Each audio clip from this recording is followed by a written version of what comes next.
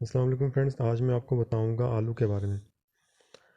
آلو جو ہے اس کے فائدے اور اس کے نقصانات کیا ہیں۔ آلو اقسام کے حساب سے دو اقسام زیادہ ہیں پاکستان میں، جو آپ کو نظر آ رہی ہیں اس تصویر میں۔ اس میں جو ریڈ قسم ہے وہ کچھ مہنگی ہوتی ہے، اور جو دوسری قسم کا نظر آ رہا ہے وہ کچھ ہلکا آلو ہوتا ہے۔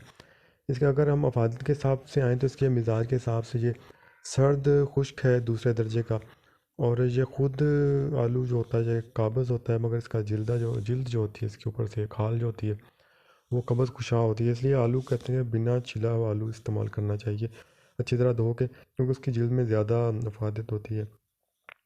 یہ زیادہ تر سالن وغیرہ میں استعمال کیا جاتا ہے، اور اس کے چپس وغیرہ بنتے ہیں۔ یہ خود دیر ہضم ہے، جیسے میں پہلے بتا چکا ہوں کہ یہ قابض ہے۔ اور اس کے علاوہ آلو میں پوٹاشیم، کیلشیم، فاسفورس اور تانبا کافی مقدار میں پایا جاتا ہے، اور اس کے علاوہ میگنیشیم، سوڈیم، گندھک، کلورین اور آیوڈین ہوتا ہے، مگر بہت کم مقدار میں۔ اور اس کے علاوہ وٹامن بی اور سی بھی کافی مقدار میں پایا جاتا ہے۔ اور آلو جو ہے ایک نہایت صحت بخش غذا ہے سب کے لیے، مگر یہ کہ ایک صحت مند انسان ایک پاؤ سے زیادہ آلو مت استعمال کرے، اس دے صورت میں وہ اس کے جسم میں نقصان کرے گا۔ آلو کا مسئلہ یہ ہوتا ہے کہ یہ جسم میں ری پیدا کرتا ہے، جس کے کافی نقصانات ہوتے ہیں، خاص کر کے یہ جو ہوتے ہیں شیاٹکا کے مریض، جسے کنرگ کہتے ہیں، ان کو آلو کافی نقصان دیتا ہے۔ اگر زیادہ استعمال کریں گے تو یہ آپ کے جوڑوں وغیرہ میں درد شروع کر دے گا۔ تو اس لیے آلو کا اگر استعمال کر رہے ہیں تو اس کے ساتھ کوئی گرم مسالے وغیرہ استعمال ضرور کریں، تاکہ اس کا ریاح جو ہے وہ کم ہو جائے۔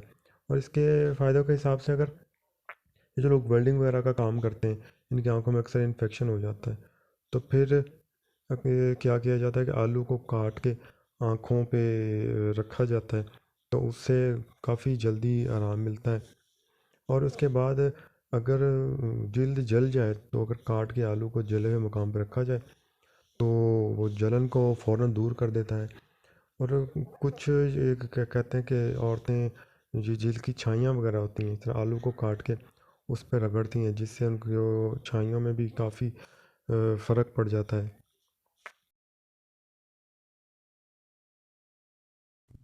دوستو کائنڈلی ہمارا چینل سبسکرائب کر لیں تاکہ اگلی آنے والی تمام ویڈیوز آپ تک پہنچ سکیں۔